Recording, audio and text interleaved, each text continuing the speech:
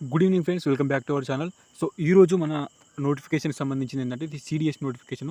Indian Army, Indian Air Force, Indian Navy. So డిఫెన్స్కి సంబంధించిన notification ఇది. సో నేను ప్రజెంట్ మా విలేజ్లో ఉన్నాను. మీకు ఏమైనా బ్యాక్గ్రౌండ్ నాయిస్ వస్తే దాన్ని పట్టించుకోకండి, just listen to my words. Okay. So notification అనేది Union Public Service Commission release చేస్తుంది. సో మీకు ఇక్కడ కనిపిస్తుంది కదా notification. UPSC, Union Public Service Commission board, ఇది ఒక కమిషన్ అనేది ఇది కండక్ట్ చేస్తుంది. మనకి ఏదైతే civil services IAS, IPS, IRS ఉంది కదా, దాన్ని కండక్ట్ చేసి యూపీఎస్సీఏ దీన్ని కూడా కండక్ట్ చేస్తుంది, యూనియన్ పబ్లిక్ సర్వీస్ కమిషన్. ఈ కండక్ట్ చేసే ఎగ్జామ్ ఏంటి అంటే సిడిఎస్, ఇక్కడ కనిపిస్తుంది కదా సిడిఎస్ చూడండి, combined defence service examination. Okay, combined defence service examination. So దీనికి సంబంధించి నోటిఫికేషన్ అయితే రిలీజ్ అయింది మనకు. అది ఆల్మోస్ట్ ఒక 5 days బ్యాకే రిలీజ్ అయిపోయింది, 17th May.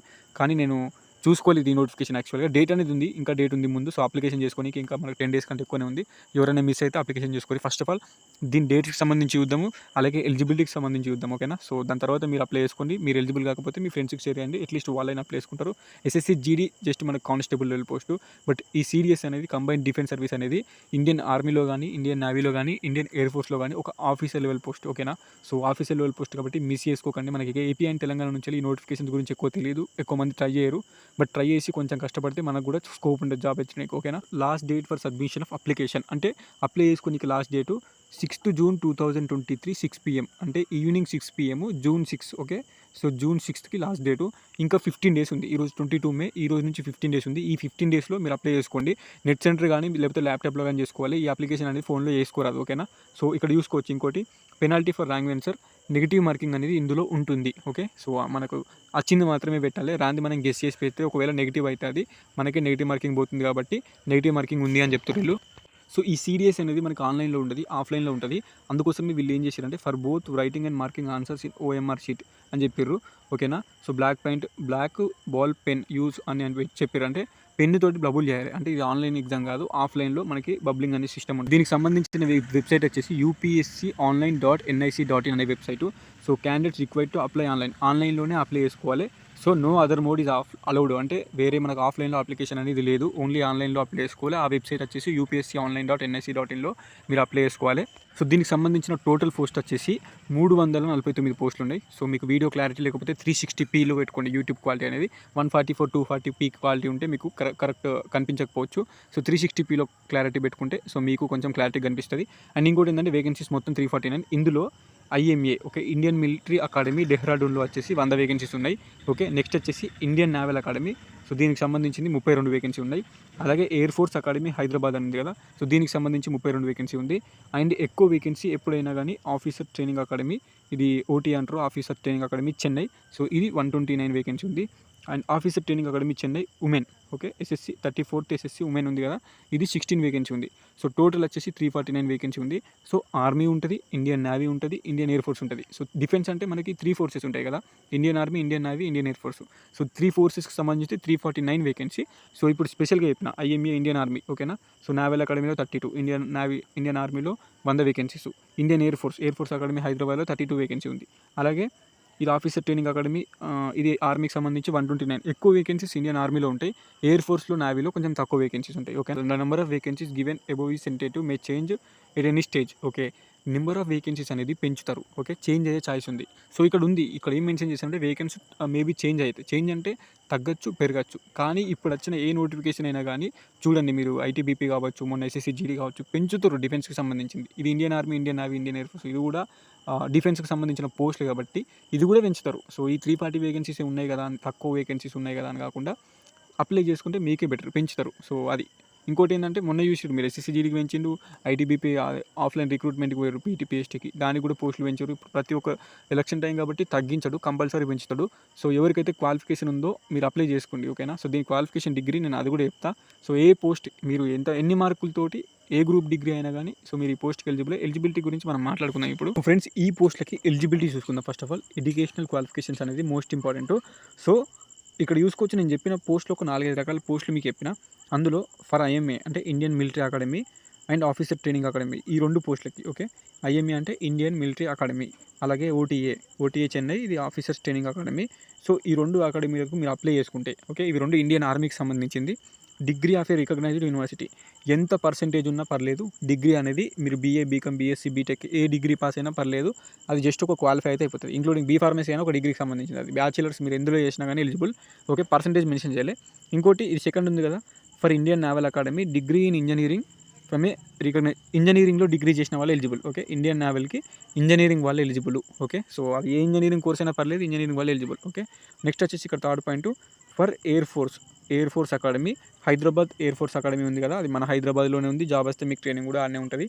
ఓకే, సో హైదరాబాద్కి సంబంధించి degree university with physics and mathematics set 10+2. Okay, ఇంటర్లో ఫిజిక్స్ ప్లస్ మ్యాథమెటిక్స్ చేసి డిగ్రీలో ఏ గ్రూప్ చేసినా పర్లేదు. ఓకే, సో డిగ్రీలో మీరు ఏ గ్రూప్ చేసినా పర్లేదు, బట్ ఇంటర్లో ఎంపీసీ ఉండాలి, లేదంటే బ్యాచిలర్ ఆఫ్ ఇంజనీరింగ్లో బ్యాచిలర్ చేసిన వాళ్ళు ఎలిజిబుల్. సో ఫ్రెండ్స్, ఇక్కడ ఏజ్ లిమిట్ చూసుకోవచ్చు.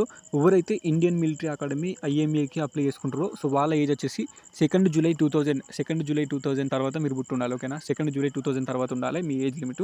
సో అంతకంటే ముందు పుట్టిన వాళ్ళు నాట్ ఎలిజిబుల్. ఓకే, నెక్స్ట్ వచ్చేసి for Indian naval Academy, so దీనికి కూడా 2 జూలై 2000 తర్వాత పుట్టిన వాళ్ళు సో ఎలిజిబుల్. సో దీనికి సంబంధించి మీ ఏజ్లు చూసుకోండి. 2 జూలై 2000 కంటే ముందు మీరు పుట్టుంటే మీరు ఎక్స్ట్రా ఏజ్ అయిపోతుంది, age limit not eligible.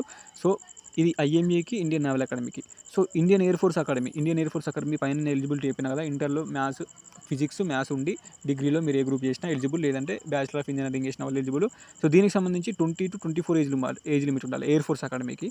So 1 July 2024 వరకు 20 to 24 ఏజ్ లిమిట్ ఉండాలి. సో దానికి సంబంధించి ఇది కూడా 2 జూలై 2000 కంటే ముందు పుట్టిన వాళ్ళు నాట్ ఎలిజిబుల్ అని స్పెషల్గా మెన్షన్ చేసిండు. ఓకే, సో నెక్స్ట్ వచ్చేసి officers training academy, OTA officer training academy. So దీనికి సంబంధించిన ఏజ్ లిమిట్ చూసుకుంటే 2 జూలై 1999 తర్వాత పుట్టిన వాళ్ళు ఎలిజిబుల్ ఆఫీసర్ ట్రైనింగ్ అకాడమీకి. సో దాని తర్వాత వచ్చేసి ఆఫీసర్ ట్రైనింగ్ అకాడమీ, ఇది ఎస్ఎస్సి మెన్కి, ఎస్ఎస్సి ఉమెన్కి.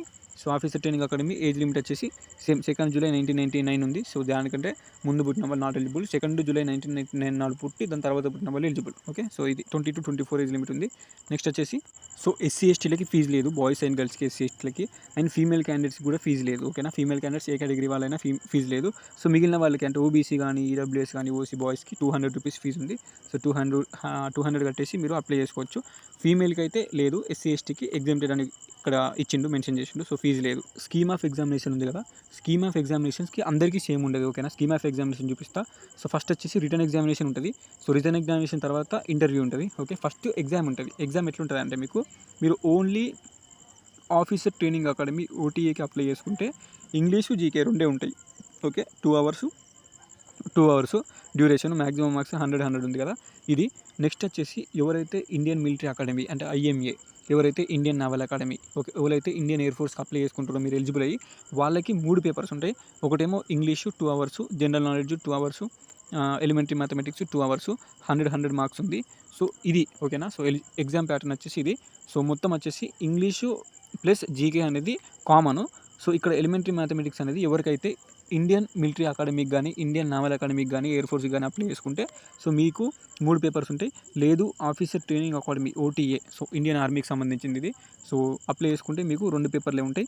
2 hours duration, 100 marks English, GK. ఓకేనా. సో పోస్టులు ఎక్కువ వచ్చేసి ఆఫీసర్ ట్రైనింగ్ అకాడమీకి ఉంటాయి, ఇండియన్ మిలిటరీ అకాడమీకి ఉంటాయి. ఈ 2 మిలిటరీకి సంబంధించింది. ఇండియన్ నేవల్ అకాడమీకి తక్కువ ఉంటాయి, ఇది నేవీకి సంబంధించింది. ఎయిర్ ఫోర్స్ అకాడమీకి తక్కువ ఉంటుంది, ఇండియన్ ఎయిర్ ఫోర్స్కి సంబంధించింది. ఓకేనా. సో నెక్స్ట్ వచ్చేసి ఇంటర్వ్యూ ఉంటుంది. మీకు ఎగ్జామ్ క్వాలిఫై అయిన తర్వాత ఎస్ఎస్బి ఇంటర్వ్యూ ఉంటుంది. అదొక 5 days ఇంటర్వ్యూ ఉంటుంది. సో దానికి సంబంధించింది మీరు ఇప్పుడు పట్టించుకోకండి, ఫస్ట్ ఎగ్జామ్ మీద ఫోకస్ చేసుకోండి. ఇంటర్వ్యూ గురించి మనం తర్వాత ఎవరైతే ఎగ్జామ్ పాస్ అవుతారో దానికి సంబంధించి చూసుకుందాం. మీరైతే ఫస్ట్ ఆఫ్ ఆల్ ఈ సిలబస్ ఉంది కదా, ఇంగ్లీష్ కానీ, జనరల్ నాలెడ్జ్ కానీ, ఎలిమెంటరీ మ్యాథమెటిక్స్ కానీ, దీనికి సంబంధించిన syllabus CDS combined defence service సంబంధించి మీరు బుక్స్ కొనుక్కుంటారా, ఆన్లైన్ కోచింగ్ తీసుకుంటారా మీ ఇష్టం. సో మీరైతే ఫస్ట్ ఎగ్జామ్ ప్రిపేర్ కండి.